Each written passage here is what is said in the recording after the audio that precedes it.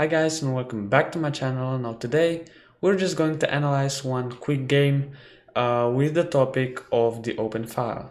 So I've played this game on one tournament and I was white, started with c4, my opponent played d6, I played g3, knight f6. The opening is not so important, we're going to see the important part just in a second.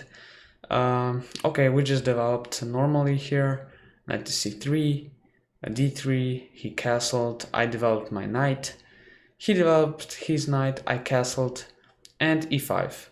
Now this looks like some interesting type of the King's Indian against one c4, and here he played c6, which is a bit rare. I still have the plan here of playing b4, b5, trying to open this file for my rook and create him some weaknesses, so also my bishop can start attacking these pawns here and be active on the diagonal. So here I just played b4 and he decided to play d5. So this is a pretty interesting move here, and like almost no one else played this to me before this game.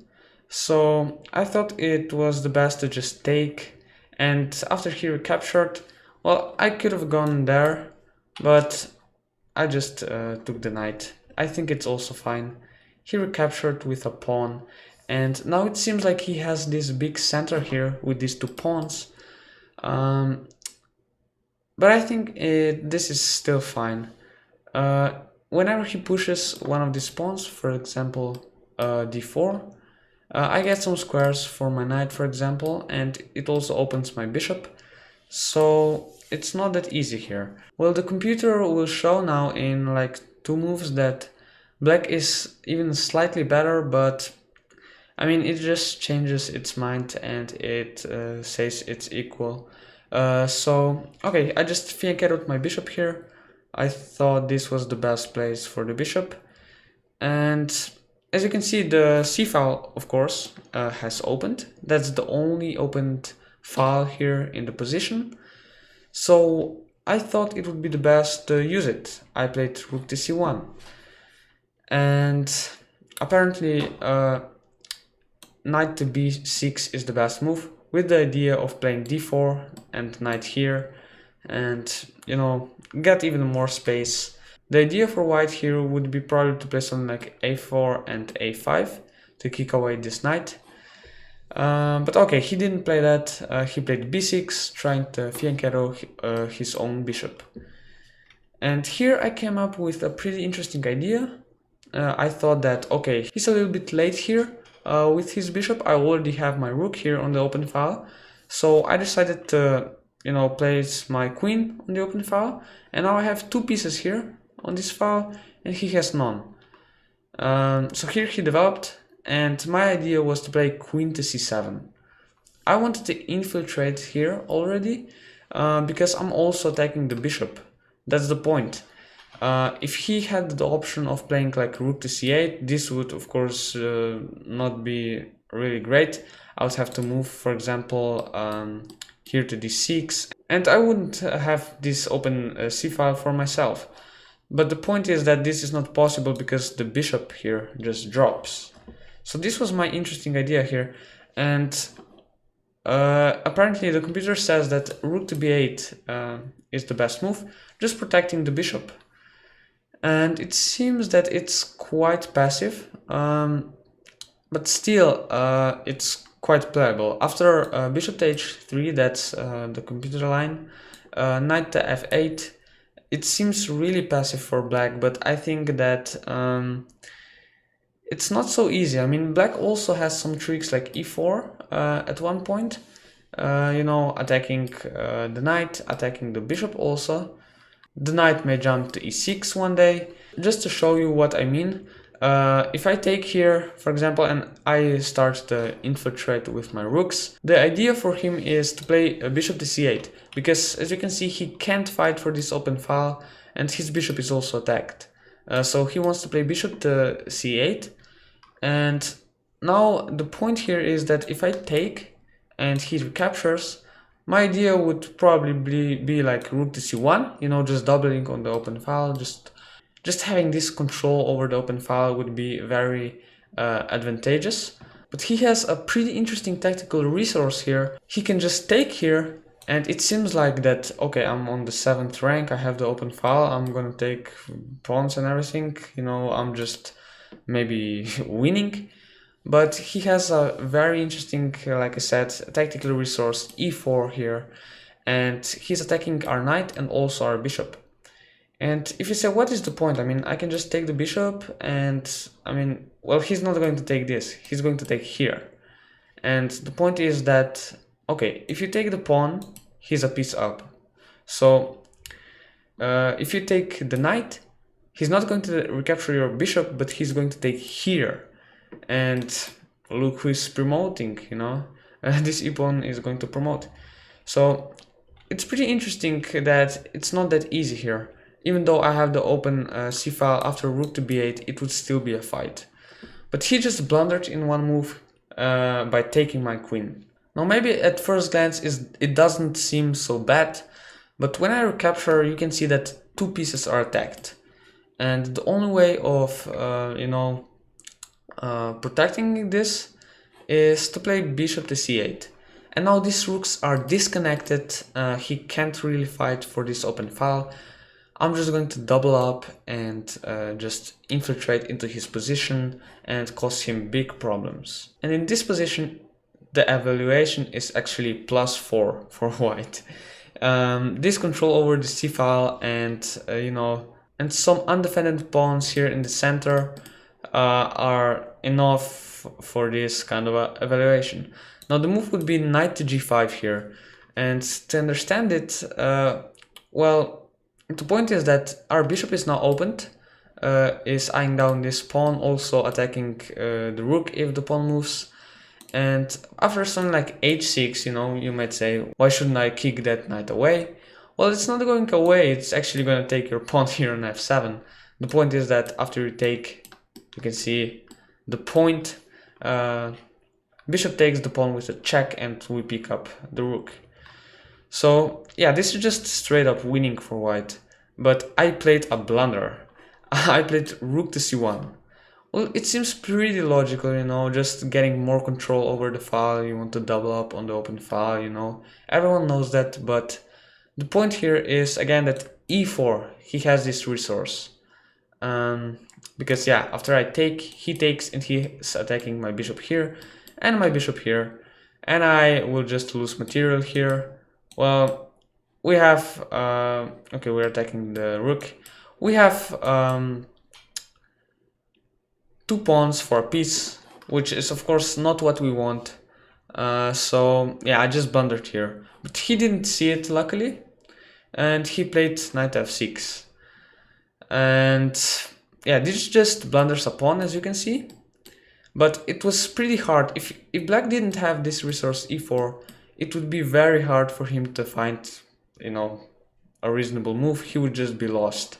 So he didn't see it, so yeah, I just took the pawn here. But it's not over, you know. He's saying that, okay, I lost a pawn, but I managed to develop and maybe I will start fighting for this open c-file. And now, of course, you should try your best to keep the open file, because that's your advantage in the position here. If we don't count that, okay, we have an extra pawn and this pawn is weak. But here these rooks are just really better than these 2 rooks, as you can see. These 2 rooks are not doing anything. So here, I wanted to prevent this idea of rook to c8, and I played knight to d4. Now, how does this prevent it? If he plays rook here, I can just take the bishop, of course, and the bishop is no longer protecting the rook, so here we just win our rook. And of course, if he takes here, we can just take it with a knight. And yeah, we again won material. So he can't fight for the open c-file. You can see that it's a bit too late. And what is he going to do now? Well, he moved knight to h5, offering a trade of the bishops. I accepted it. And here I wasn't sure if I want to take the bishop or not. At the end, I decided to take it.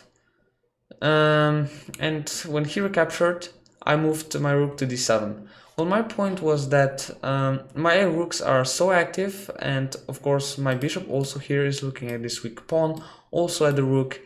I thought that even though if this wasn't the best choice to take the bishop here, I thought I had just a winning position or a really better position, so I thought this was enough here, and I just took. And the point is that if he fights here for an open file, I think that just taking here and then either taking here or taking here should be just winning. You know, we're gonna be 2 pawns up, and well, he manages to activate, but we're 2 pawns up, and we're also going to pick up some pawns here. So yeah, this wouldn't be really great for him. So he just played knight to d4, trying to activate, you know, his rook and his knight are looking there. I couldn't play e3 because, again, you can see the fork. So yeah, apparently I could have played just rook to c7, just doubling up on the 7th rank. You know, as I said a lot of times in my videos, rooks on the 7th rank are like beasts, and they're going to crush everything here. Even though we lose a pawn here, I think that, well, king to f1, and you have to protect somehow this pawn, and, well, here you just lose. So, yeah, and if you don't protect, well, we just take everything, and I mean, black is busted here. But I didn't play this. I played bishop to f3, which is still pretty great, I think. You usually don't want to give up this great bishop here in the English opening or the Catalan. But here I thought that it was fine, because if he takes my bishop, he also ruins my pawn structure, as you can see. But my pieces are so active that I think that I have enough play for the win. My next move is rook to c7, and I'm just crushing here. I'm attacking here. I can also take this pawn. So this is just very bad for black. So after this move, he took the pawn here, at least getting some material back. But after I take, he takes.